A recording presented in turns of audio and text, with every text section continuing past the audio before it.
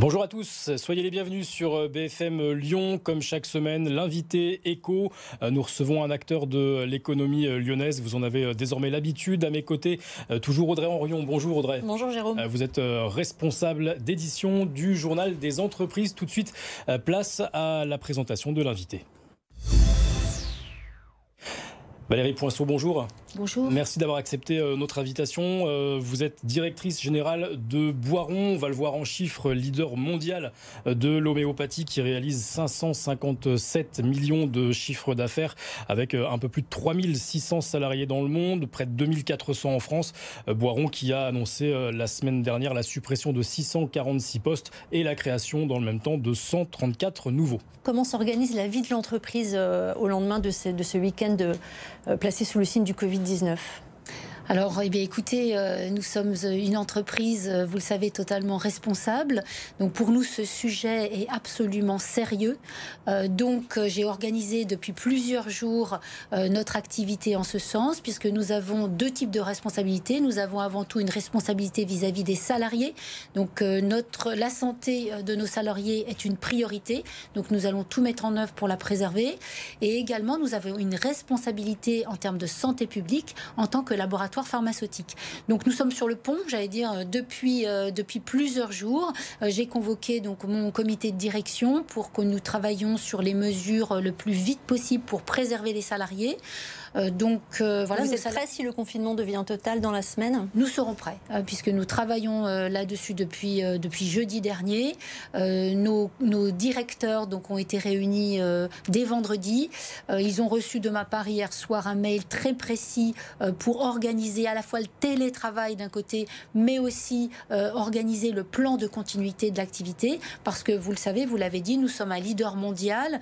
Nous fabriquons tout en France et nous exportons dans le monde entier. Donc il est absolument indispensable qu'on puisse continuer à fournir les clients, les patients qui ont besoin de nos médicaments. Y compris produire du gel hydroalcoolique ? Alors c'est une question que je me suis posée très très vite, puisque nous avons les 3 ingrédients nécessaires. Nous avons le conditionnement, nous avons les espaces et les machines. Pour ne rien vous cacher, la Direction générale de la santé nous a contactés la semaine dernière pour nous demander en tant que laboratoire si nous pouvions le faire.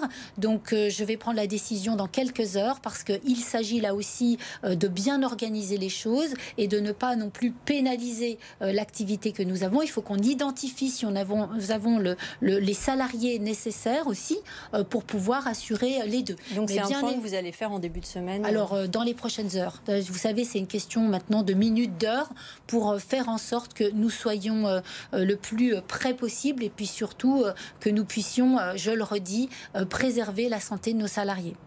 646 suppressions de postes en préparation. Est-ce que Boiron traverse la plus grave crise sociale de son histoire ? Absolument. Ce que nous vivons là aujourd'hui est historique. C'est extrêmement douloureux pour toute l'entreprise, très douloureux pour les salariés, et vraiment je les comprends. Il y a une énorme émotion aujourd'hui dans l'entreprise, beaucoup de tristesse, mais aussi beaucoup de colère que je comprends, puisque moi-même, c'est vrai que je ne décolère pas depuis le début de cette aventure. Je vous rappelle que tout a commencé en mars 2018 avec des propos de notre ministre à l'époque de la Santé qui étaient totalement rassurants, en disant que l'homéopathie était importante en France, que les Français y étaient attachés, que ça ne coûtait quasiment rien à l'assurance maladie. Et puis quelques jours après, elle change complètement d'avis. Et là, tout bascule et tout s'est enchaîné de manière très négative, ce qui nous conduit à cette situation. On va voir les chiffres. Le Boiron subit successivement des passages de déremboursement depuis plusieurs années. Vous pensez que cette crise sociale que vous traversez est liée à 100% à ce déremboursement ? Alors, cette crise que nous traversions, elle est liée avant tout à la campagne de dénigrement, j'ai envie de dire même organisée, qui s'est tenue depuis 2 ans. Parce qu'on n'est pas déremboursé aujourd'hui, et vous savez qu'on fera tout pour maintenir un remboursement. Les Français y tiennent. 76% des Français, d'après une enquête Ipsos très récente, sont attachés au remboursement. Donc je ferai tout pour essayer de maintenir le remboursement de l'homéopathie. En tout cas, on peut vraiment faire le lien entre cette campagne de dénigrement, les mots prononcés qui sont très délétères pour notre entreprise depuis 2 ans ont eu un impact sur notre activité. Et donc, bien évidemment, j'ai la responsabilité aujourd'hui de mettre en place une organisation qui puisse garantir la pérennité de l'entreprise. Alors, rapidement, parce que le temps tourne, quel est le calendrier du plan social à présent?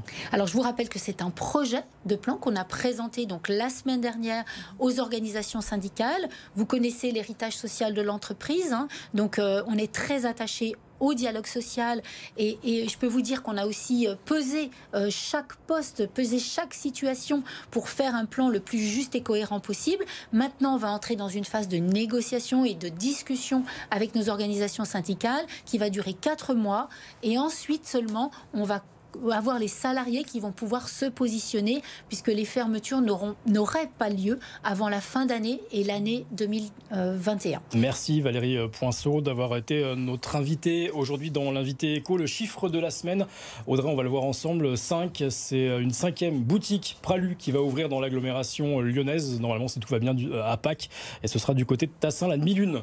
Et puis l'invité de la semaine prochaine, Audrey, quel est-il? Hervé Legros, c'est le PDG du promoteur immobilier Alila qui plaide en faveur d'un sursaut en termes de construction de logements sociaux en France. Merci de nous avoir suivis. À la semaine prochaine.